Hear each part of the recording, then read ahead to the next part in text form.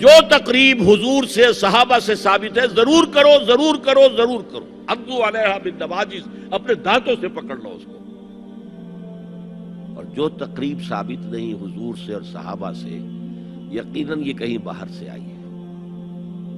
یا تو ہمارا خاندانی پس منظر جو ہے، اکثر تو ہندوؤں سے مسلمان ہوئے، وہ سادات ہوں، صدیقی ہوں، فاروقی ہوں، عثمانی ہوں، وہی ہیں جو باہر سے آئے تھے. باقی تو اکثریت یہیں سے، وہ اپنا ہندوانہ پس منظر لے کر آئے. تو جس کا ثبوت صحابہ کے دور میں نہیں، وہ یقیناً باہر سے آئی ہوئی چیز ہے. اس میں پھر سادگی نہیں، اس میں کمی نہیں، جڑ سے کاٹو اس کو. اس بنیاد پر ہم نے 5 فیصلے کیے، ذرا سن لیجئے آپ بھی، اگر آپ کوئی سوشل ورک کرنا چاہیں اس کو عام کریں. نمبر 1، نکاح مسجد میں. حدیث موجود ہے، ترمذی شریف کی روایت، اعلنوا حاذا النکاح واجعلوہ فی المساجد. نکاح کا اعلان عام کیا کرو، مسجدوں میں منعقد کیا کرو. میں حیران ہوتا ہوں کیوں نہیں علماء کرام نے اس کی طرف توجہ دلائی. حدیث ہے. ہاں میں مانتا ہوں ان کا کہنا یہ ہے کہ یہ یہاں جو امر ہے کہ مسجد میں منعقد کرو، یہ امر وجوب کے لیے نہیں ہے، استحباب کے لیے. مستحب ہے یہ کہ مسجد میں. تو بھائی مستحب کیوں چھوڑ رہے ہو؟ وہ اس لیے چھوڑنا پڑتا ہے، مولوی بیچارے کی حیثیت ہے ہی نہیں معاشرے میں کہ وہ کہے جناب یہاں آئیے میرے پاس، میں نہیں آؤں گا آپ کے گھر نکاح پڑھانے کے لیے. وہ اپنا رجسٹر بغل میں دبائے بیٹھا سوکھتا رہتا ہے. وہ تو آنی تھی بارات عصر کے وقت، مغرب بھی جا رہی ہے، آئی ہی نہیں. وہ بیٹھا قریب. پہلے 20-30 روپے ملتے تھے، اب 200 300 400 ملتے ہیں. اور کیا ہے؟ میں نے انہیں یاد دلایا، دیکھو شرم کرو. عیسائیوں نے آج تک اپنے چرچ کی اور اپنے پادری کی عزت یہ رکھی ہے کہ شہزادے اور شہزادی کی شادی ہوگی وہ بھی پادری چرچ میں آئیں گے. شہزادے کی شادی ہو رہی ہے تو جو ان کی پارلیمنٹ کے ساتھ ہے چرچ، وہاں شادی ہو. وہاں پردہ نہیں ہے، لڑکا لڑکی دونوں آمنے سامنے کھڑے ہو کر قول و قرار کریں گے.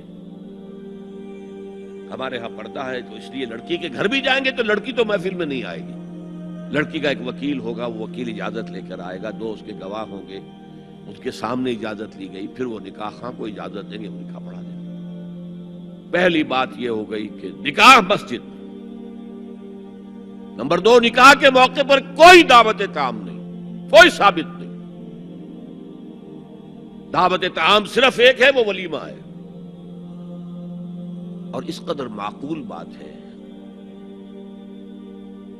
سب باپ اپنے سینوں پر ہاتھ رکھ کر سوچیں اور میری بات سنیں. کیا بیٹی کو گھر سے رخصت کرنے کا وقت جو ہے وہ خوشی کا وقت ہوتا ہے؟ جب بیٹی گھر سے جا رہی ہو، کوئی جانور بھی آپ قربانی کے لیے، کوئی مینڈھا کو بکرا لے آئیں 8-10 دن پہلے اور بچے مانوس ہو جائیں تو وہ جب آپ ذبح کرتے ہیں تو پچھاڑے کھاتے ہیں کہ نہیں بچے؟ اور یہ لخت جگر ہے، نور چشم ہے، 18 20 22 برس گھر میں رہی ہے، وہ جا رہی ہے. خوشی نہیں ہے وہاں، صرف یہ ہوتا ہے اے سائی آف ریلیف کہ ایک ذمہ داری کا بوجھ تھا، اللہ نے آج پورا کرا دیا، اتروا دیا بوجھ. پھر بھی اندیشہ ہوتا ہے، پتہ نہیں مزاج ملے نہ ملے، نئے ماحول میں جا رہی ہے، وہاں جا کر ایڈجسٹ ہو یا نہ ہو، اندیشے پھر بھی ہوتے ہیں. تو ان سے مرغ پلاؤ کھانا اور متنجن کھانا کوئی معقول بات نہیں. معقول بات کیا ہے؟ لڑکا، اس کا گھر آباد ہوا ہے، وہ ولیمہ کرے. اس پر باقاعدہ حدیث اولبو ولو بشاۃ، ولیمہ ضرور کرو چاہے ایک ہی بکری ہو تمہارے پاس. ذبح کرو، کاٹو، کھلاؤ گوشت اپنے دوستوں کو، احباب کو. یہاں تک کہا کہ بیست طعام الولیمہ، برا کھانا ہے ولیمے کا کہ اس میں غریبوں کو نہیں بلایا جاتا. ظاہر بات ہے مسلی کھلانے کے لیے تو ولیمہ نہیں ہوتا، اپنے احباب کو، دوستوں کو بلایا جاتا ہے. پھر بھی میں تم سے کہتا ہوں کہ جسے ولیمے کے لیے بلایا جائے وہ اگر نہیں جائے گا تو اللہ اور اس کے رسول کے حکم کی نافرمانی کرے. تو جس رسول نے اتنی تفصیل سے حکم دیا ہو ایک دعوت کا، وہ دوسری دعوت میں بھی خیر ہوتا میں بیان کرتا. جب نکاح مسجد میں اور کوئی دعوت تعام نہیں تو بارات کا تصور خلاص. بارات کس بلا کا نام ہے؟ قرآن میں تو کوئی ذکر ہی نہیں، عربی میں یہ لفظ ہی نہیں. اجتماعی طرفین مسجد میں ہوا، نکاح ہوا. لڑکی کو، حضرت فاطمہ کو رضی اللہ تعالی عنہا، کچھ خواتین جا کر چھوڑ آئی تھی اس حجرے میں جو ایک انصاری صحابی نے حضرت علی کو دیا تھا. ان کا تو کوئی گھر بھی نہیں تھا. کوئی حضرت علی آئے ہوں اور آ کر ودا کرا کے لے کے گئے ہوں. چوتھی چیز، جہیز کا کوئی تصور اسلام میں نہیں. خالص ہندوانہ رسم، خالص ہندوانہ رسم، خالص ہندوانہ رسم. ہندوؤں میں کیوں ہے؟ وہ اس لیے ہے، معقول بات ہے کہ لڑکی کا وراثت میں کوئی حصہ ہے ہی نہیں.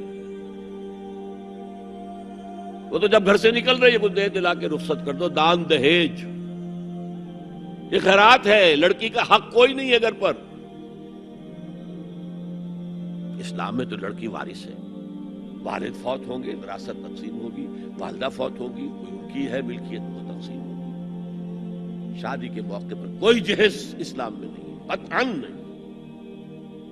غلطی سے حضرت فاطمہ کے جہیز کو جہیز کہہ دیا گیا. وہ جہیز کیا تھا؟ ایک پیسہ بھی حضور کے اپنی جیب سے نہیں تھا.